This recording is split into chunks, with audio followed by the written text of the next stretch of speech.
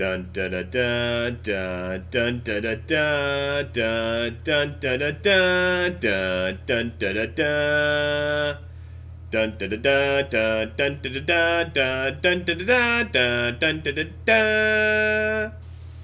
Gadget Jeff TV. Hey guys, welcome back to Gadget Jeff TV, where I, Jeff, bring you a cool new toy or gadget every week. And today I have a really awesome one to show you. This is called the X Jetpack's H3X Jetpack, I guess. It's a jetpack kit that you buy that you use in conjunction with your personal watercraft, like a Sea-Doo or Yamaha or anything like that. So I have my 215 horsepower supercharged Sea-Doo here, and basically the concept is you attach this big U-bend to the back of the jet ski, and it reroutes all the water from the jet ski up this 50-foot fire hose. It's pretty much a 4-inch fire hose. And the back on this end attaches to the jetpack, and it sends all the water up and then out these two nozzles on the jetpack, allowing you to fly. Okay, we are here at the back of the jet ski. This is the steering nozzle. This is actually came with the kit. It's a quick release steering nozzle, so you can get out to your flying location and then set up to go jetpacking. You disconnect the steering linkage here, pull these two clamps off, and then the actual steering nozzle pops right off. Then you take that U-bend I was telling you about, you stick that easily onto the back of the nozzle here. Easier said than done. There we go. So now the U-bend is attached. It's taking all the water out of the jet ski, rerouting it to the front of the jet ski up the hose. All right, now I'm at the back of the jetpack. You can see this cool looking Y. This is called a Y channel. This is where the hose connects. You attach the hose here. This is a little quick release. Stick the hose to the back of the jetpack and close it up. I'm actually not gonna close it now. There we go. And it sends again all the water up the hose equally around the Y channel and out these two nozzles, giving you thrust to fly. One more feature I wanted to point out here before I go to the front of the jetpack. This hose actually has a built-in dual ball bearing swivel adapter type thing. So when you're doing spins and twists and turns, it's not going to kink the hose, which would cut off the water supply and then you would fall from the sky. So this actually adjusts according to your flight patterns and things. All right, now I am strapped into the jetpack. Just to give you a general idea of the controls, I have two nozzles here. These are actually adjustable in length depending on how tall you are and how long your arms are. But basically you bring these up, you got steering by left and right. If I drop my left arm down, I turn left. If I drop my right arm down, I turn right. If I bring both nozzles down, it moves the nozzles in the back away from me, giving me forward momentum. If I bring the nozzles up to where they're straight down, I go into a hover where I'm not going forward or backwards. And if I bring both nozzles up, the nozzles are then pointing away from me, giving me backwards thrust, which makes you fly backwards, and I'm not that good yet. It's really hard flying backwards. But all right, so now one of the main concerns regarding this entire sport, it's actually called hydroflight. That's the type of new sport genre that's coming up regarding this, is safety. How do you get out of the jetpack since you're really strapped into this thing? If you're submerging underwater, freaking out, not knowing what you're doing, and you're drowning, swallowing water, you want to be able to get out quickly. So the people that made this X Jetpacks, they devised this quick release little bead thing. They look like little anal beads down here. But basically, if you're in water and you're freaking out and you can't see what's going on, you can feel around. It's really easy to feel these 4 anal beads. You grab them, pull them, and it ejects you from the jetpack, allowing you to float to the surface and get some air. All right, I'm just gonna show a couple of the other highlights of the X Jetpack. It just looks really cool. It's got awesome coloring. I like the white and orange and black combo. All the metal claps and carabiners are all stainless steel, so they're not gonna rust. I mean, this thing was made for kind of marine life in the ocean. Got kind of type of carbon fiber looking arms here, which are neat. This are the adjustment holes for the extending the arms out depending on how far you want them out. What else we got here?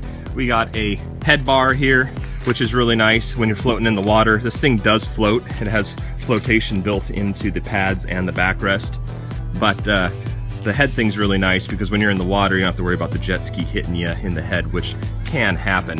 On the back, this is a torsion bar, which keeps both nozzles equally together, so you can't really overcorrect too much because this is holding them together. This is removable once you get really good at it. This is the actual strong safety pin that keeps the Y channel connected to the jetpack. And then you'll see these straps here. This is to prevent the Y channel from going up over your head when you're floating in the water getting ready to fly. Without this, it would rise up above you, which is not what you want. So let's go fly. Got everything loaded in the Jeep. I just wanted to show you what it all looked like. Definitely not a pick up and go sport. This fire hose here, 50 feet, is actually quite heavy. And I got the jetpack laying in the back there. I wish it was, I lived on a lake where I could just pick up and go, because then I'd be able to fly whenever I wanted. But this is gonna have to do until I get a lake house. Here we go.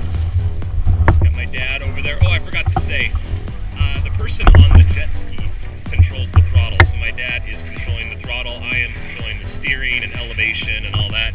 They do have a wireless throttle system that I bought. It's about $1,500 bucks, but I don't have it yet. So I don't think I'm gonna have it this season, unfortunately. But I will show you more of that later. This is the calm before the storm. Now I wait till my dad gets on the jetpack to control the throttle. Again, he's controlling the gas. He's the only one I trust to control the gas. I have one other friend, but he couldn't make it today, that I also trust, but you don't want to follow this guy. Yeah, already. Yep.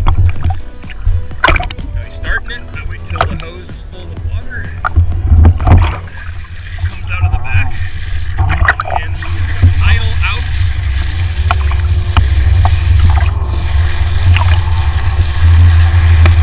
Idle out, and then he's going to give it more gas. It's called a low-level hover. Low-level hover.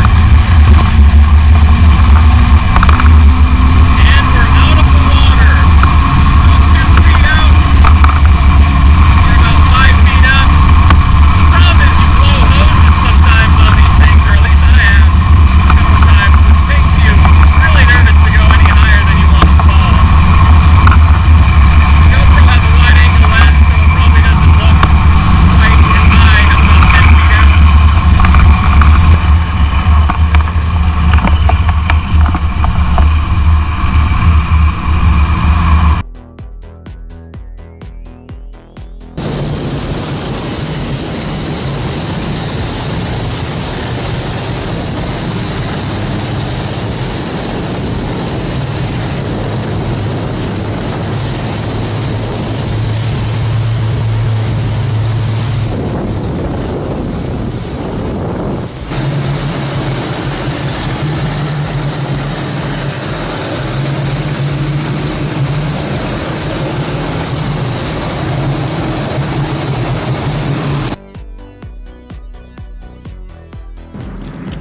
That was wicked.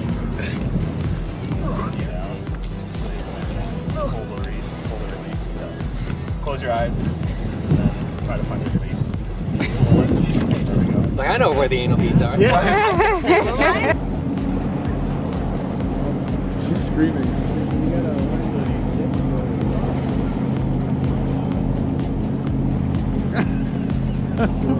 Roll over. Yeah, back.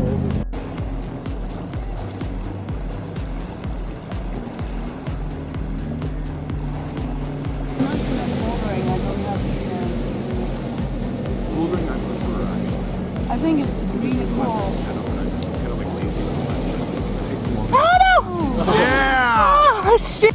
Did you guys see what he did there? He kind of did exactly what I said not to do at the beginning of the video. He raised his arms up, pushing the nozzles away from himself, causing backwards thrust and splat. But like with anything else, it gets better with practice. The more you do it, the better you get. So I did that my first time too. I was swallowing more water than a fish. So, well, actually, do fish even drink water? I mean, I know they take water in their mouth and then they expel it through their gills to breathe, but I don't really know if that's considered drinking water, but hey. So what do you guys think about the jetpack? Pretty crazy, right? To tell you the truth, owning a jetpack has always been a childhood dream of mine ever since I saw the movie The Rocketeer when I was a young kid. It's about a fuel-powered jetpack that this guy finds and kind of saves his bombshell from these Nazi invaders. It's a great movie, but I've always wanted a jetpack ever since I saw that movie as a kid. And back then, I never even really thought of using water for a jetpack. I just didn't even cross my mind that that might be the actual jetpack that would hit the market first, but it was. Now they actually do have like gas-powered jetpacks, but the disadvantage to these is you only get like 30 seconds of flight time. It actually works with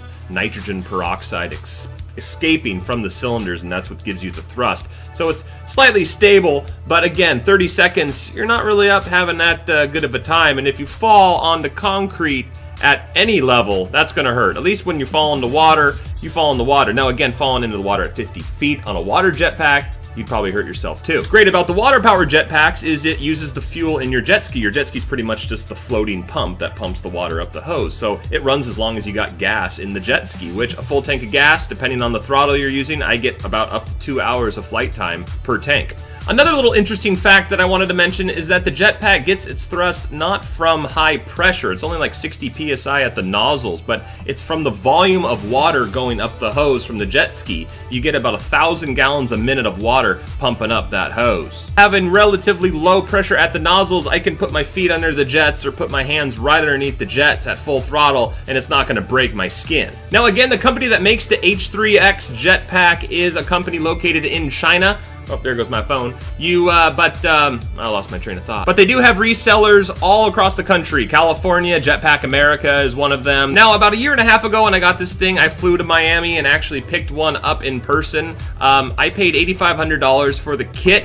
They're still about $8,500, but the new model they have out is called the NX. It's got some upgraded features, including a larger diameter 4.5-inch hose and a bigger U-bend, so it actually allows more volume of water. So you're supposedly, from what I've read, able to go higher and farther, faster, forward. Now this 4.5-inch hose is actually 60 feet long instead of 50 feet like my black hose, so you get an extra 10 feet, which is good. You can go higher if you want to, and you're actually farther away from the jet ski, providing a little bit more layer of safety so you don't fall back and hit on the jet ski if you do like a backflip like that guy did. And I was thinking about ordering this new hose, but our season's almost over here and I have a black hose. Why would I want to upgrade to a white hose? I mean, from what women say, from what I've read in Cosmopolitan, black hoses are better supposedly. I don't know. The question a lot, how high can I go?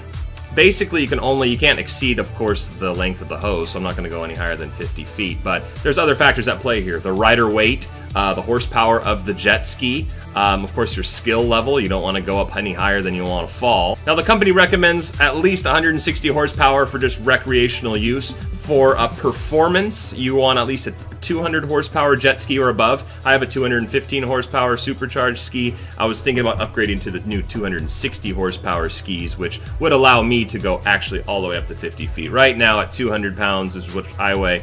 I only get up about 35 feet at full throttle. Now, like I mentioned earlier, they do have a wireless throttle kit, which I'm really excited for. I ordered one probably about 6 months ago. It's been a while. It's kind of was in its preliminary production stage. They were still testing it and make sure it was safe. But it's actually a wireless throttle system, kind of similar to like an RC car that attaches to one of the handles on the jetpack, and you can actually wirelessly control the throttle of the jet ski from the jetpack, so you don't have to have anyone on the jet ski. Now this kit is made by a company called Flytronics out of Florida.